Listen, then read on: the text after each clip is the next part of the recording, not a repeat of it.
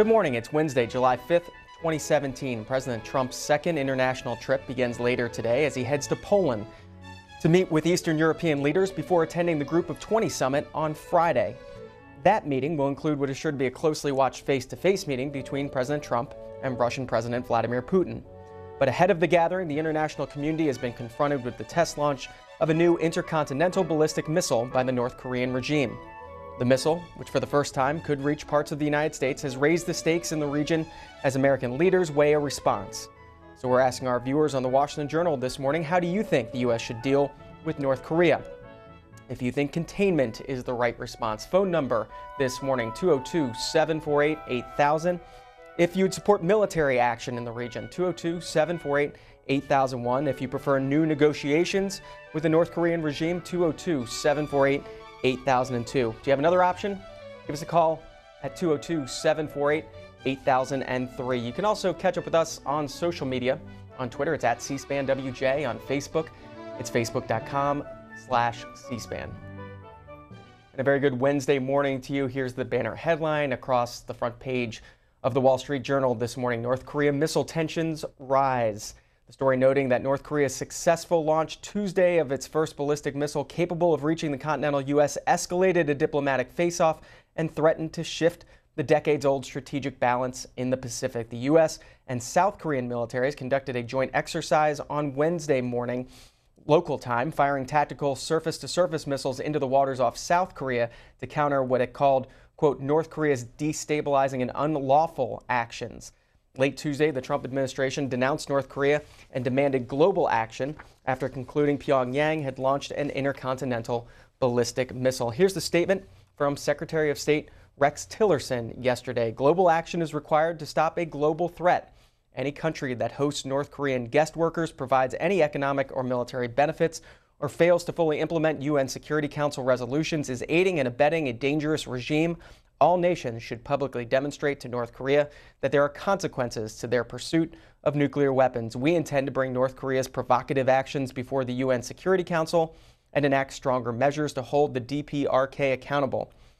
As we, along with others, have made clear, we will never accept a nuclear-armed North Korea. The president and his national security team are continuing to assess the situation in close coordination with our allies and partners. This morning on our program, we want to hear how you think the United States should deal with North Korea. Options include containment, military action, negotiations, or another option. We've got phone lines for each one of those options. The New York Times, in their story about this today, goes through what those options would mean. There's the classic containment, the New York Times notes, limiting an adversary's ability to expand its influence as the United States did against a much more powerful foe, the Soviet Union. But that does not solve the problem. It's just a way of living with it. The president could also take another step and threaten preemptive military strikes if the United States detects an imminent launch or an intercontinental ballistic missile. The story going on to note negotiations as a third option. It would start with a freeze on North Korea's nuclear and missile tests in return for the American agreement to limit or suspend military exercises with South Korea. Negotiating with the North is hardly a new idea. President Bill Clinton tried it in 1994 and Mr. Bush in the last 2 years of his term, but both discovered over time that once the North Koreans determined that the economic benefits were limited, the deals fell apart. The president tweeting about North Korea late on Monday night. This was after the launch was confirmed by the Pentagon before North Korea had claimed that it was an intercontinental ballistic missile. Two tweets from the president after that. North Korea has just launched another missile. Does this guy have anything better to do with his life? The president asked. Hard to believe that South Korea and Japan will put up with this much longer. Perhaps China will put a heavy move on North Korea and end this nonsense once and for all. Again, the three options. Want to hear your thoughts on containment. 202-748-8000 is the number for you. If you think military option, if you support a military option in North Korea, in the Korean Peninsula, 202-748-8001. New negotiations, if that's what you support, 202-748-8002. Other options, would love to hear from you about it, 202-748-8003. The New York Times editorial board today talking about negotiations as a possibility, stating that contacts between officials of both countries should continue, both to seek the release of 3 other Americans and to build a foundation for future negotiations over the North's nuclear and missile programs. For Mr. Trump and other political leaders, negotiating with North Korea is anathema. It has one of the world's worst human rights records, but sanctions have not ended the nuclear threat, and military action against the North would put millions of South Koreans and 38,000 American troops at risk. Negotiations, however, did lead to a deal in 1994 that froze the North's program for nearly a decade. There is no indication that Mr. Trump has a better strategy, is what the editorial board of the New York Times writes. Want to hear your thoughts this morning? You can also send us a tweet at C-SPAN WJ. You could also send us a Twitter video at C-SPAN WJ. Make it less than a minute. Include your name, where you're from, and your thoughts on how you think the United States should deal with North Korea. Do that. We might both see you and hear from you this morning on the Washington Journal. Nikki Haley with a few tweets last night about this.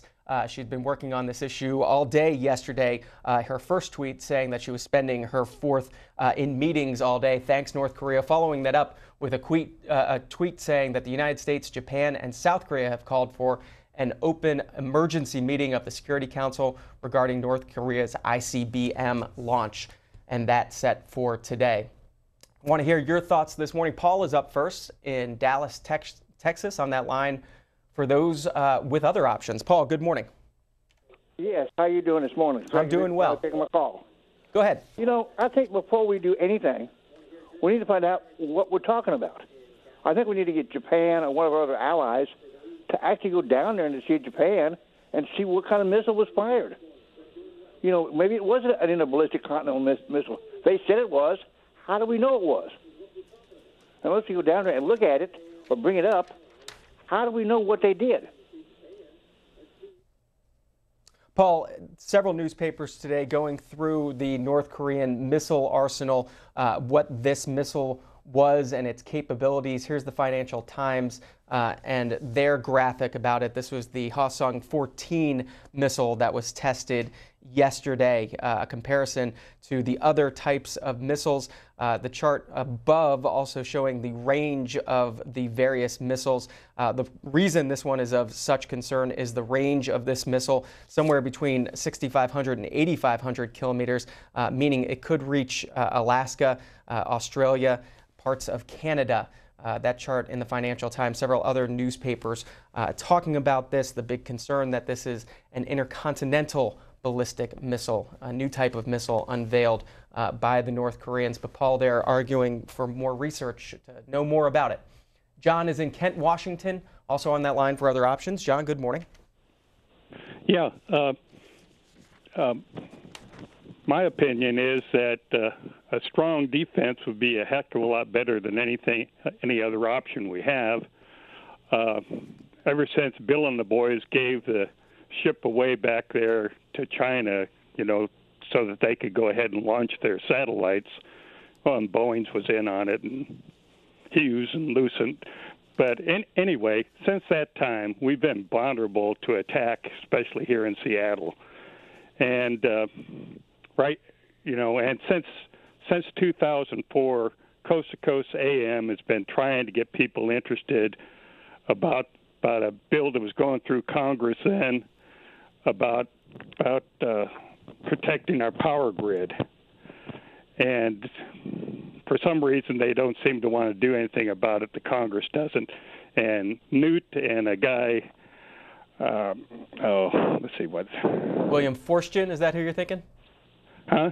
Forstchen, is that who you're thinking? The book? No. I got it wrote down. Connors or something like that. Oh, Cooper. He both of those guys were on C-SPAN back at the 1st of May, talking about the power grid and EMPs. And the guys that are in charge of the power grid, they got really no solution about what to do. But Newt and this Cooper's coming up with a deal to try and encourage people in the East Coast to take care of the power grid. But Newt was saying, you know, about the darn nuclear plants, and just like at Fukushima, when the power went out over there, then everything started melting down, and we got 90 of those power plants that are active in the United States, plus we got another 20 or so that are inactive, but they're still vulnerable.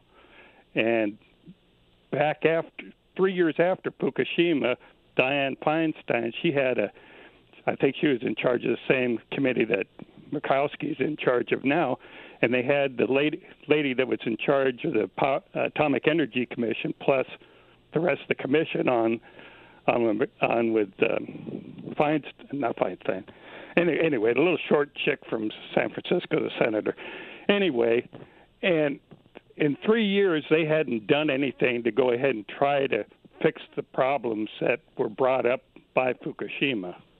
So, John, you think this intercontinental ballistic missile launch by North Korea will spur some action on that front? I didn't get that. Do you think this launch will get Washington to look into that again and take action? Oh, well, Perry was on your channel a week or so ago, and he was talking about making a trip over to Fukushima, so he knows what the problem is unless the Japanese totally put them under a cone of silence. They've done that for about the last year or so. John, thanks for bringing it up. Freddie is in Indianapolis, Indiana, on that line for those who think containment is the right option. Freddie, good morning. Good morning. Do you hear me? Yes, sir. I failed to understand your question this morning. When you listen to Trump during the campaign, he had all the answers to how he would handle North Korea. I mean, all the criticism he brought on President Obama about what he was or was not doing regarding North Korea. Why is he back now with his wagging his tail, making such stupid comments about trying to get the world to handle or to do something about Korea, sniffing up at China to try and get China to assist? I mean, I fail to understand your question. Why won't you be asking those questions to Obama himself as to what he's going to do? Thanks for the call, Freddie. Jeff on that line for those who support military action. Good morning. Good morning. I guess my comment really right off the bat is that we have attempted the containment option in North Korea for the past 50 years. And the only result we've really gotten from that is a nuclear-armed and capable North Korea, now with an intercontinental ballistic missile capable of reaching Alaska. And that country will continue to ever pursue a greater military effect against the United States. It is one of the only recognized states on the world whose sole purpose of existence is, the antithesis of the United States. It hates us, which is fine. Not everyone has to love America. I do, and I hope most people living here do. But they do not see a way forward for themselves without a nuclear weapon capable of striking us as a deterrent. The dangerous part is that we have seen their willingness to backstab us and work around back channels against us. And we need to go in there and prevent that from happening. So are you talking preemptive strikes on their nuclear facilities and their missile facilities? Well, nuclear facilities, we went in, and I think it was with the French. We helped them establish nuclear power facilities for 10 years, right? We said for 10 years that, we stopped the march forward of a nuclearized North Korea. And in reality, all we did is we provided them with the material and the resources and the economic backing to continue to pursue a nuclear program. Because at the end of that 10 years, the state went in, they seized all those assets that we brought in, and they put it into their nuclear missile program. So, Jeff, negotiations have failed in the past, and you don't trust they're going to go anywhere in the future? Well, I don't see why they would. For 50 years, we have continued to attempt to negotiate. And they will negotiate with us when they see the benefit. And once the benefit starts to tilt the other way, where it's either equal or they're starting to lose ground in their nuclear program, they'll back out of the deal. They've always done that. Why should we ever expect that to change? Majid is waiting in Alexandria, Virginia, on that line for negotiations, further negotiations. Majid, good morning. Good morning. Why do you think negotiations would work? Well, actually, generally speaking, to behave in an aggressive way and a hawkish way, we can enter to wars and face the consequences. The other way is to negotiate and let the regional powers like Japan or China or others take care of the issue. The other thing is if they claim, the North Koreans, that we are doing this for the sake of self-defense, and it is to prevent preemptive wars. What can we say? We see some countries like Israelis, they have nuclear weapons, and nobody objects to them in the Middle East. Why they say we are under attack in propaganda by the U.S., so we are somehow trying to have some sort of defense, nuclear or otherwise. So negotiation with the powers in the area like China, Japan, other countries in the region, it should help to alleviate the crisis and let the Koreans face the problem, because North Korea is in a very bad economic situation. That's Majid in Alexandria, Virginia. A few articles on the issue of preemptive strikes on military action in the region. The Financial Times taking a look at what Tokyo is considering, what they could consider for preemptive strikes and their abilities, their missile defense abilities in the waters off of Japan and North Korea. USA Today, in their story, noting that Seoul, the capital of South Korea, sits 35 miles from the demilitarized zone, marking the border between North Korea and South Korea. It could pay if conflict escalates, is the banner there on the jump page of their story. That leaves 25 million South Koreans vulnerable, along with the 28,000 U.S. troops that are stationed there. The story quoting Malcolm Chalmers, Deputy Director General of the Royal United States Institute for Defense and Security Studies in London, saying, "You get into a situation where the United States has started a war with large-scale South Korean casualties if you do that. Even if you could be assured that you take out the nuclear and missile capabilities, North Korea also has significant conventional retaliatory capabilities that could turn parts of Seoul into Aleppo, and that's the fear." I want to hear your thoughts this morning. Lines for if you support containment of North Korea, 202-748-8000. If you support military action, 202-748-8001. If you support further negotiation, 202-748-8002. If you have another option, 202-748-8003. Renee on that line for other options. Crystal River, Florida. Renee, good morning. Yes. Good morning to you. It's wonderful to get through on C-SPAN, and you're a great service to our public. I have another option, which is kind of down the road a little bit, but I think this, of course, is up to our President of the United States to make this happen, and I have a lot of trust in the organization we have up there right now in the executive branch. But I think what might bring this really to a head, it's going on now for 50-some-odd years. The president, the leader in North Korea's grandfather, he invaded South Korea. We lost 34,000 troops there. They lost, 200,000-300,000 troops between the Chinese and the North Koreans. Then the grandfather kept going, and now the son is going. So they're serious about what they're doing. But I think the one thing I haven't seen is to have an armistice. Not an armistice, but a peace treaty. We've had an armistice. The war has never ended. I think if, as far as the world concerned, this is a concern, for North Korea to have this nuclear capability with the missiles that now can reach the United States, and I think it's imminent that they do have the capability to get here. And they've got the Chinese concerned, and the Russians are concerned, and the whole world is concerned. And I think now may be the opportunity for the whole world to get together and work up a peace treaty. And part of that peace treaty is for everybody to reduce their arms, to get come back to a peaceful situation where the U.S. can pull out of that area where we're not belligerent, because we have been, that's one of the problems we've had in the United States. We are very hostile in the way that we deal with a lot of these foreign issues. and in the past it's caused us a lot of problems. Renee, how do you guarantee that the North Koreans will stick to the agreements of whatever peace treaty is developed? How do you ensure that trust? Because we have basically, a peace treaty with the Russians, and we have a peace treaty with China and all the other, the major nuclear powers in the world, and we've agreed pretty much not to use nuclear bombs against each other. So I think the thing that's missing in North Korea is a peace treaty. Because somehow that country needs to come together. North Korea does not want to give up the idea that they want to have one Korea, and that has never stopped.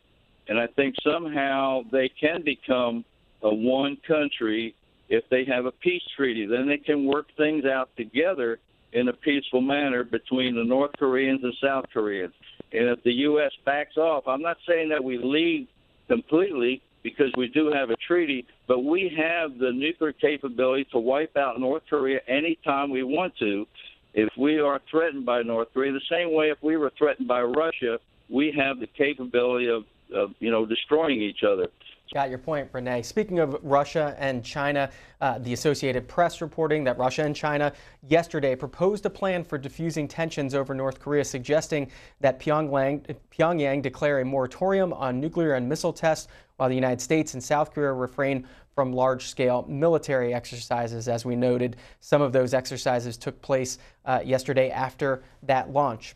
The Russians and Chinese said that the confronting parties involved should sit down for talks to agree to principles that include refusal to use force and pledge to make the Korean Peninsula free of nuclear weapons. At the same time, the document emphasized the North's sensible concerns, is how they put it, that must be respected, and urged other nations to create a peaceful atmosphere of mutual trust to help launch those talks. Richard is on the line for those who support new negotiations. Malden, Massachusetts. Richard, what about that plan for negotiations laid out by the Chinese and Russians?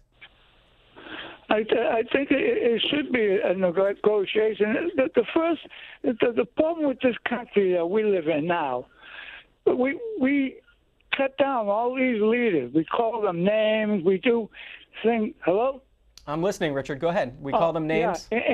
Yeah, we call them like George Bush called his father a midget or a dwarf, and you got to sit down and negotiate with them, in a neutral country even, and talk things over. They want, we was the only country that ever used atomic weapons, and that was on Japan. And we bombed 2 cities that weren't even military insulated. They were civilians that we killed over there. But that's what I'm saying. You got to talk, because you can fight all you want, drop all the bombs you want, but it ain't going to solve nothing unless you wipe each other off the earth. That's all I say. There's so much fighting going on in our country, amongst ourselves, and it's just got to cease. We got to sit down and talk. Got your point, Richard. On Twitter, the Rombach report writes that the United States should sharpen its ability to shoot down missiles by taking target practice on every North Korean missile launch. TJ says it's time to stop talking, take action. This guy in North Korea has been warned numerous times. He continues to give the United States the finger. Carol Olds saying if it weren't for China, there would be no hope for North Korea. Pressure on China to contain them is all we can do realistically. Want to hear your thoughts. Gordon in Pennsylvania, that line for those who support military action. Good morning. Gordon, you got to turn down your TV and just speak through your phone. Okay. There would be no hope. Go ahead, sir. Hold on. The world right now does not need any wars at all, but humankind has warred throughout all history. Go back as many years as you care to go back. The fact that we've embraced intercontinental ballistic missiles, including nuclear weapons. Our fingers are on the triggers. Everybody is armed, ready to go. Launch now. Start the next war, Third World War, and see what happens. Just start it now, because everybody's ready to go. No doubt about it. Thank you. Goodbye. Stephen is pushing for negotiations in Richmond, Virginia. Good morning, Stephen. What do you think? Yes, good morning. Thank you for C-SPAN. And I would like to say this is not a power struggle between North Korea and the United States. This is a world problem, and we need to negotiate with all the major countries of the world and try to handle this in a peaceful situation, because this could start World War III. And we got veterans now around the world that we cannot take care of. The repercussions of war is dangerous. When are we going to learn that that is not good? We must sit down and negotiate to the fullest, because we got Kim Jong-un, he don't care, he's trigger happy, and he wants to start a world war. And we got Donald Trump, who's proven that he's not a leader, and he don't mind, because he's arrogant, and he don't mind starting a world war. So we got to have all nations come about and negotiate to the last drop. In military actions, we must learn the repercussions of war. It's dangerous, and this will be with us for a lifetime, for our children, children. And just think of all the innocent people, the infants, on down to the grandparents and the great-grandparents that will lose their lives. So we need to negotiate with the world. That's Stephen this morning. Jody on Twitter says, say we go ahead and blow up North Korea, then we have another Afghanistan and Iraq that we have to rebuild and pay for. Don't want to do that. The president also thinking about this topic this morning, tweeting his thoughts. Here it is from about 5 minutes ago. He said that trade between China and North Korea grew almost 40% in the first quarter. So much for China working with us, but we had to give it a try. We'll keep monitoring the president's Twitter feed this morning to see if he continues to tweet about this topic. But a reminder about what the Trump administration has done in recent weeks when it comes to the relationship between China and North Korea. This from Politico. They're reporting on it. In recent weeks, the Trump administration has applied sanctions on a Chinese bank, a Chinese company, and 2 individuals in an effort to ratchet up pressure on the world superpower to crack down on North Korea's nuclear weapons program. The pressure so far has only increased tensions between the United States and China, but has not appeared to show any movement in China's actions towards North Korea. The New York Times reported on Monday that Trump told the leader of China in a phone call that he was prepared to take on North Korea alone if necessary. On Tuesday, Republican lawmakers said that wasn't enough. I commend the Trump administration for its sanctions last week against entities aiding Pyongyang, including a Chinese financial institution, but this should only be the first step, said Republican Senator Cory Gardner of Colorado in a statement he put out yesterday. If China fails to act as it has to date, its relationship with the United States cannot remain the same. We need to use every diplomatic and economic tool we have now to prevent nuclear war. We're getting your thoughts this morning. If you think containment is the right option, 202-748-8000. If you support military action, 202-748-8001. If you support new negotiations, 202-748-8002. Other options, 202-748-8003. Linda, good morning from Williamsburg, Virginia. Why do you support military action? Yes, good morning. To have negotiations with North Korea through China is like having Charlie Manson take care of your newborn baby and the teenagers in your life. It's absolutely ludicrous. When we saw what happened to Otto Warmbier and saw how malicious the president of North Korea is, we have to know that this man is not rational and that he has said he is going to destroy the White House. So I think we need a very analytical approach, and I think we have to do it on our own. It's a joke to think that China has any desire to go in and stop this. We do not have to use nuclear armaments. What we can do is have a surgical strike with the mother of all bombs and do it so quickly and have our our soldiers who are on the border either to move out into Japan so that when it's over, they can go in and pick up the pieces. We do not have to use the nuclear option. We have other instruments of war that we can use. And but Linda, to stand by, what would that mean? by and wait, it seems very not a safe thing to do. What do you think that would mean for our South Korean allies? You're saying have the U.S. troops leave the demilitarized zone? Only for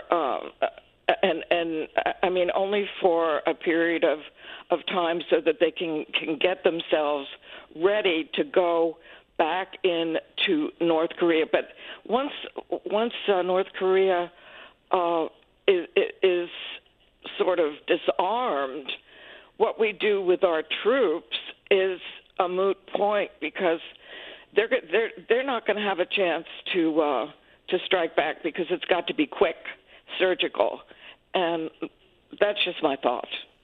Claire, Montrose, Michigan, on that line for other options. Claire, good morning. You doing, sir? Go ahead. Yeah, I think all concerned countries should levy heavy fines on them for the damage that's being done to the oceans by all the toxics that they are inputting with every launch they make. There's many different options than going military. Military is not really an option. He's just a crazy little man. How do you get him to pay fines, Claire? That has got to have to be worked out. I mean, what we've done so far, we haven't been able to accomplish anything with him. I mean, he wants a response. That's what he's waiting on. That's why they keep launching. He's just waiting for us to do something. Chris, there's many different Go ahead, Claire. Finish your thought. People in there to get hurt. All right, Chris, Warminster, Pennsylvania, on that line for containment. Chris, explain your containment strategy. I don't know. I mean, it's just a thought, and we did it with Cuba. Just completely encircle them and prevent any of the goods that this guy probably enjoys in his personal life. Just shut the whole country down. Nothing going in. The editorial board of the Wall Street Journal today taking up this topic as well, saying that the Trump administration now has some hard decisions to make as it contemplates its Korea options. More sanctions put the Kim regime under pressure and thus are worth doing, but they can't be relied on to disarm North Korea in time. They say the best option is a comprehensive strategy to change the Kim regime. As former Secretary of State Robert Joseph has argued, Washington must strengthen deterrence and build out missile defenses, revive the Bush administration's anti-proliferation dragnet, convince countries in the region to cut their ties with North Korea, consider shooting down future Korean test missiles, and spread news about the regime's crimes to people in the North. They also take up the issue of the China-North Korean relationship. The U.S. will also have to recognize that Beijing is part of the problem. North Korea's trade with China grew by 37.4% in the first quarter, contributing to an economic mini boom. You saw the president in his tweet refer to that near 40% growth. The editorial board of the Wall Street Journal saying only a much tougher strategy aimed at toppling the Kim regime with or without China's help has a chance of eliminating a threat that puts millions of American lives at risk. David, Monticello, Georgia, on that line for new negotiations. Go ahead. Thank you. Thank you for C-SPAN. I see the numbers to call in on. I think all of the options, not other options, should be done. I think Nikki Haley needs to address the UN in emergency session and say, we will protect ourselves. And pretty much not signal when, like the last administration would have, but the negotiations need to come straight to the UN. Something needs to be done now, or we will protect ourselves with preeminent strikes. We don't want another catastrophe on our mainland or in Alaska or Hawaii. So the way to go about it is forceful. This man is not going to negotiate or hold up his end of the bargain about negotiations. Simply not going to do it. So you tell UN what's going to happen if they don't act, and let China, South Carolina, South Korea know what's happening, and it has to be done quickly. To Sanford, Florida, Keith is arguing for military action. Keith, what form would that take? What they need to do is stop negotiations, arm all our allies in that area with nukes. Give the nukes to the Japanese, give the nukes to the Taiwanese, give nukes to the South Koreans, and then go in there and annihilate his artillery first, and then annihilate him. That's all you got to do, and it's over. Bill is in Reading, Pennsylvania, on that line for new negotiations. Bill, good morning. Good morning. How are you? Doing well. My uncle used to be a general in Greece years ago, and I learned a lot of things through that. And there's no situation with negotiation right now because this guy can deal with North Korea. The guy is a yo-yo. He's a little boy. He's killing his own relation. Christ sake, my God. A negotiation could be done with the normal people, but you can't do it right now. I would say my belief, and if I was a general, that's what I would do, or the President of the United States, who I love very much, Donald Trump. I think I will do it when nobody knows what I'm going to do and blow them up to pieces. That's what I can say to you. Thank you very much. So, Bill, you're not on the line for new negotiations. You're on the line for military action? Yes, I am, because I want to tell you something. Negotiation today, it's going to be a joke, just like the rest of the presidents did, and they haven't done nothing. I believe if we, like Barry Goldwater, when I was in Arizona, he used to say he wanted to flatten out the Vietnam. It was a waste of time. You send your planes, you don't send no people down there. Send the planes, 7 days, blow the whole thing up, and get it over with. That's what war is. They want to play games, you blow them up, and it's finished. All right. Sam, on the line for containment, Middle River, Maryland. Sam, explain your containment strategy. Yes, thank you. I believe that we have to give China a proposition they can't refuse. We go in there, we do imminent strikes, but give it to China. Like, who's going to run the country after we go in? Give it to China. China and Russia does not want us building any more bases or any more facilities on that side of the region. So once we give it to China, everything will be said and done. That's what China's worried about. China and Russia are worried about more of our spaces over that side of town. A few more tweets on this topic.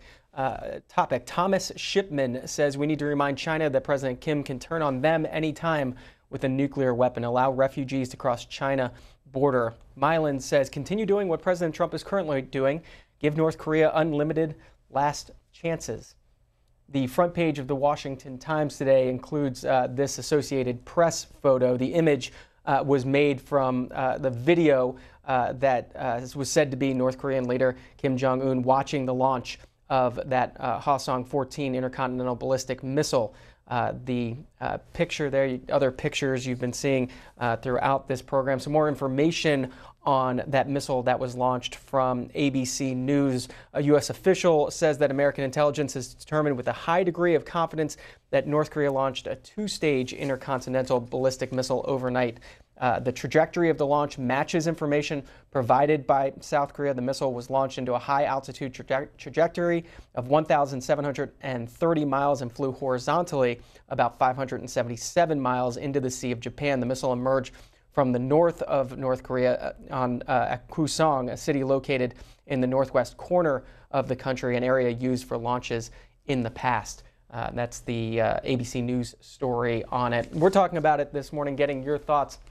Lines split up a bit differently this morning. If you support containment, want to talk about a strategy for containment, 202-748-8000. If you support military action in the Korean Peninsula, 202-748-8001. Support new negotiations, 202-748-8002. And if you got another option, 202-748-8003 is the number to call in. Billy called in on that other option line, Abercrombie, North Dakota. Good morning. Billy, go ahead. I think the best strategy for the United States would be acceptance. Look, do you guys really think North Korea poses a threat to the United States? I don't think so. I think the only reason that the United States over the past few years has been talking tough on North Korea is because they're jealous of them, because Kim Jong-un, he's a really good leader. I mean, he has a 99% approval rating in our. And you think that's a real approval rating, Billy? I think it's a real approval rating. And you know, I was watching Fox News this morning, and it's just absolutely ridiculous. All right. Floyd is in Jonesville, Virginia, on the line for military action. Floyd, good morning. Yeah, John, thank you for taking our call this morning. And, yeah, I think we ought to be ready to use our military at any time. They're there to protect us, and I believe they'll do a good job. But people really don't wants to know what's going to happen. They need to open their King James Version Bible to Ezekiel chapter 38 and 39, and it tells you the battle of Hamon-Gog. That's what's fixing to take place, and all they got to do is turn over and they know what's fixing to happen. But we've got a good president, he's doing a good job, and I appreciate him. Clinton, he give them the nuclear that they've got over now, North Korea. He gave it to them, and he'll resold their uranium to Russia, and they're going to try to use it against us now. And but God's going to put a stop to it. Hell balls weighing 180 pounds apiece, stop anything. Julius, Atlanta, Georgia, on the line for new negotiations. Julius, good morning.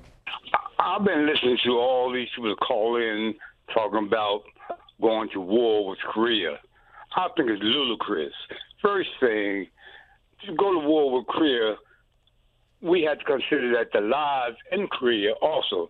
But if we have more nuclear bombs than anyone else in the world, we had interceptors in the sky that can intercept anything that Korea, and they only have a few. You understand? They only got a few nuclear weapons. And, like, war is a money-making scheme. It's ridiculous to talk about going. That man just act crazy.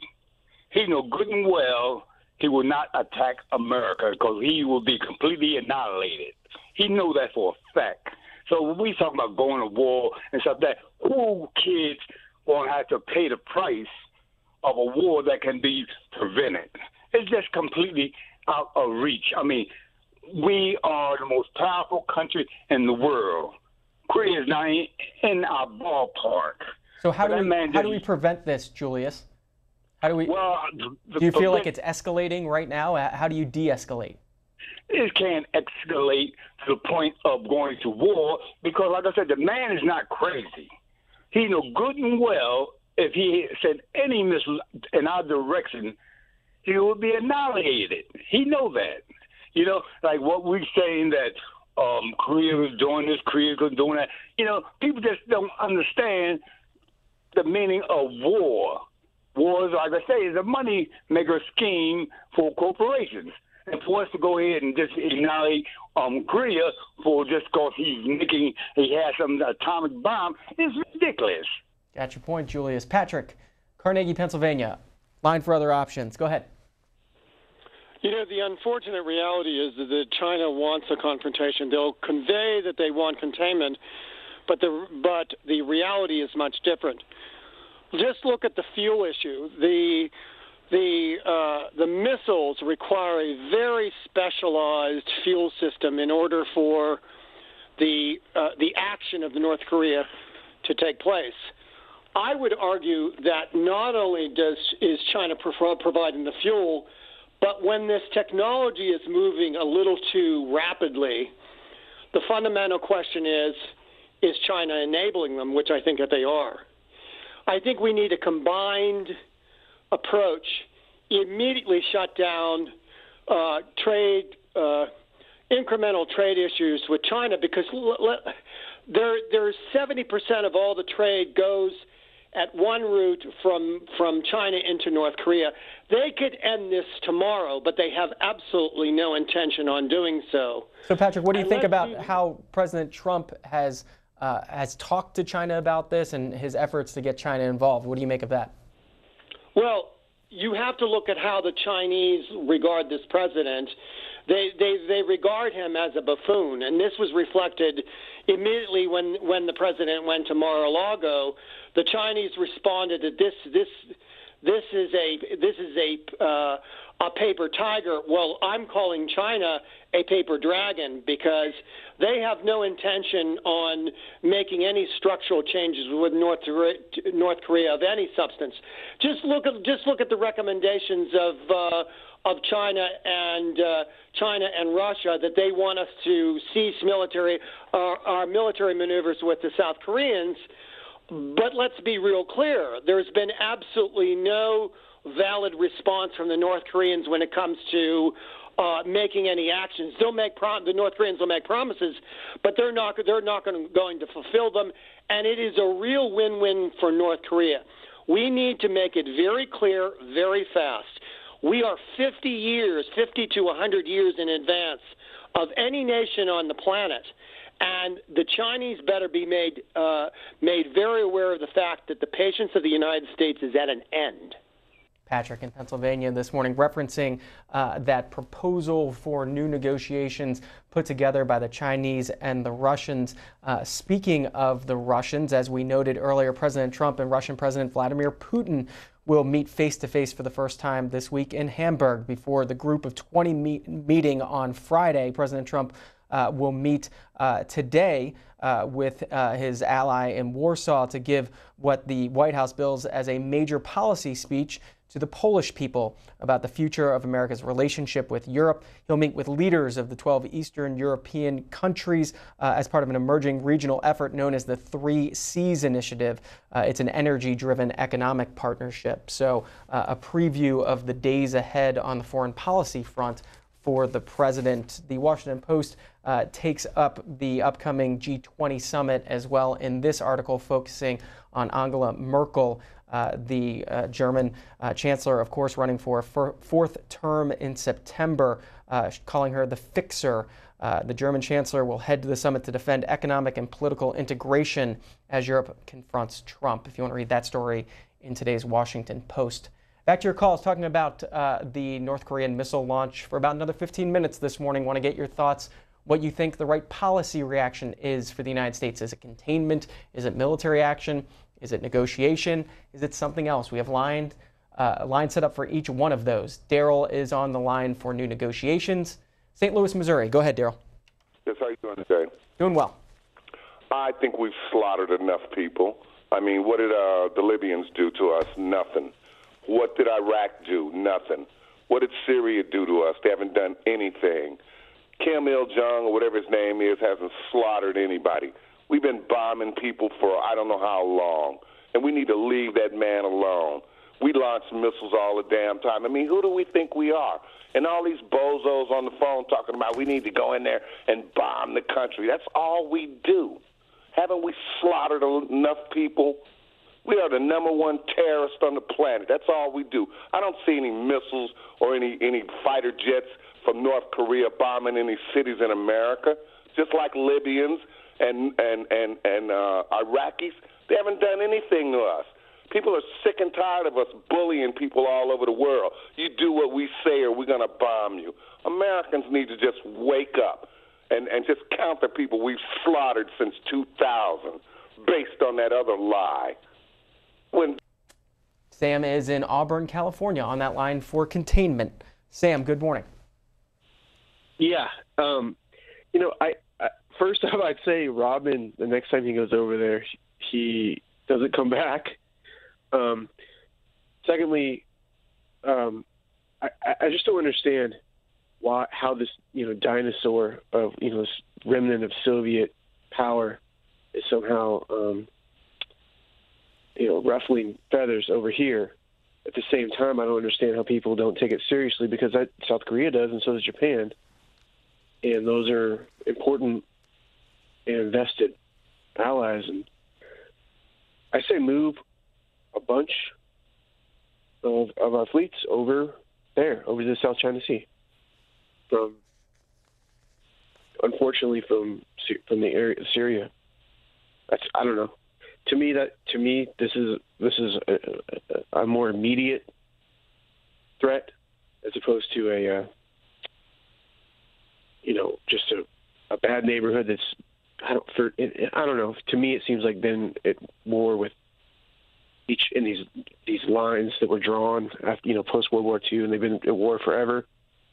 This area is different and seems to be more of an immediate threat. And I know Dennis Rodman's a cartoon and everything, but it's like, how is he going over there and coming back? I just don't get it. How you can just freely travel, lock that up. Got your point, Sam. Matthew is on that line for containment. Norfolk, Virginia. Matthew, what's your containment strategy? Well, there is not one strategy that would enable us to deal with this North Korea issue.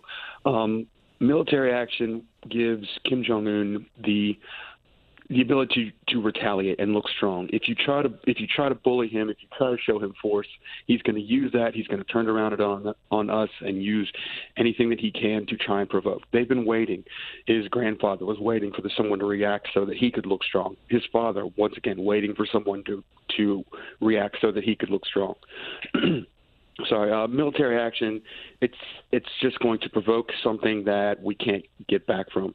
Negotiations more than likely will not be followed. They won't follow anything that they agree to initially just because we don't have the trust with them. He doesn't seem to be a man of what I would consider a man of honor and honoring his word. He's going to do what he wants to do. He is the dictator, so he kind of runs his own schedule. He really doesn't answer to anyone else except himself. There is no, like I said, one magic pill that's going to fix this problem. We need to have all of our partners in the region, whether it's South Korea, whether it's Japan, whether it's China, whether it's Russia, whoever that might be. If we can negotiate with them and we can contain them. The caller earlier had what I would consider to be a good idea. If we were to, it might seem like we were using our military to provoke him if we put fleets in that area to intercept any missiles and shoot them down.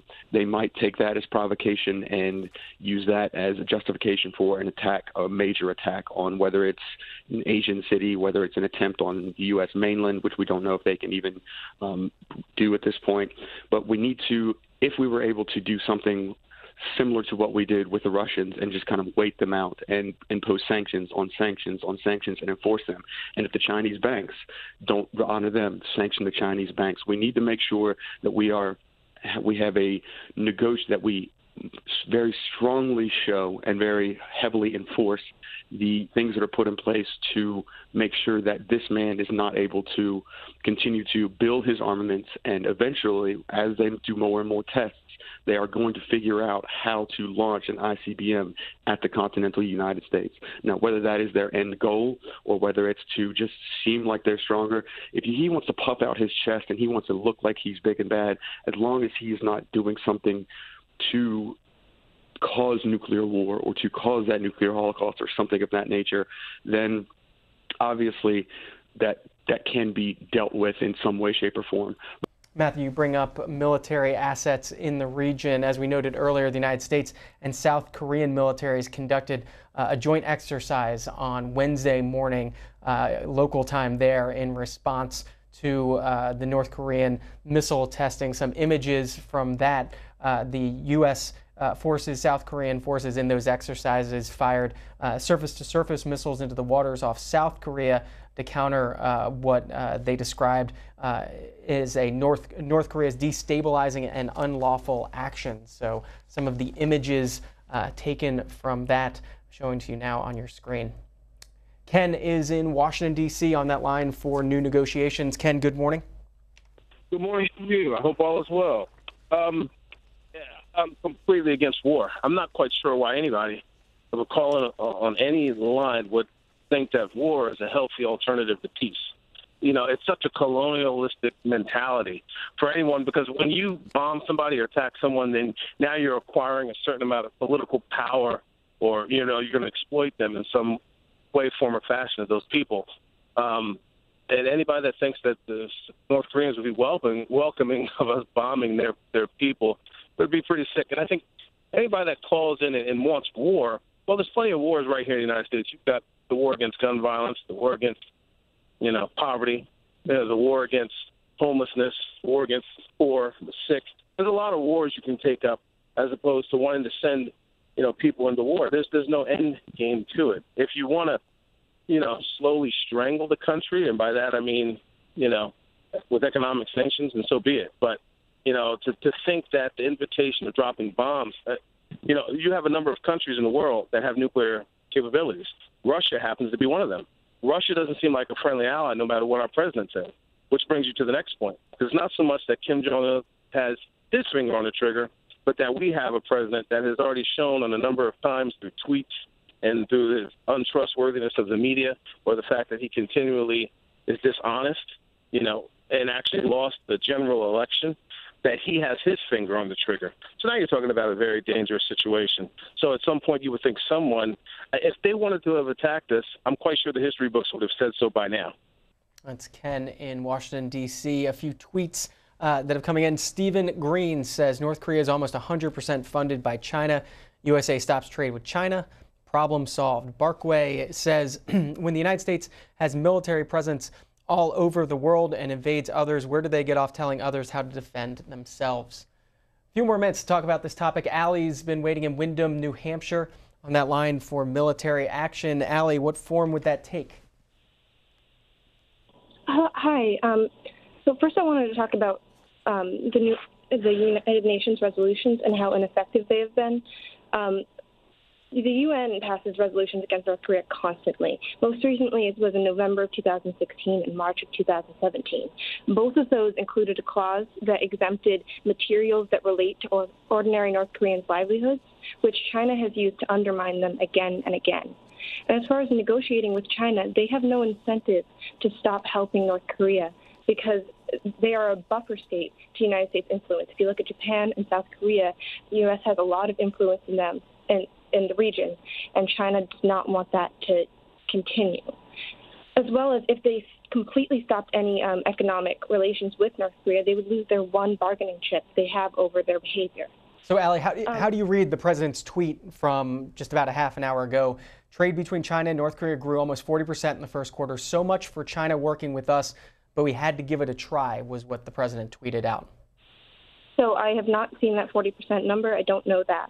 But I do know that China has not stopped trading with North Koreans, nor have they cracked down on their enforced labor and that they have sent out. And then as far as actually getting into military action, I understand the hesitance that people have, that the past callers have had regarding it. But these gains that they have made in their nuclear program, they're independently verified. It is not the same situation that we have gotten into in the past. As well as this is not imperialistic. It is, it's a defense of ourselves. And we have drawn lines in the sand in the past and not backed them up. And all that does is undermine our Department of State and prevent us from making any negotiations in the future. Our allies in the region are nervous, and we can't keep just backing down. Unfortunately, the North Koreans have been on a linear path towards creating a nuclear weapon that can reach the United States, and we do not know what will happen once they do, once they perfect miniaturization and getting that missile here. I really do understand people's hesitance, but there is a point where even if you just starve them economically and you take away that power and they implode, what happens when they reach that point of desperation? Will they act out? What will they do? You don't know. A preemptive strike is a way to control the situation, to have some knowledge of when it's going to happen, how it's going to happen, and to protect the people in, say, South Korea, getting people evacuated, moving people around, so that when inevitably they do respond, North Korea does respond, you can minimize the damage. It's just a way to have control. It's Allie in Windham, New Hampshire, our last call in this first segment of the Washington Journal. But up next,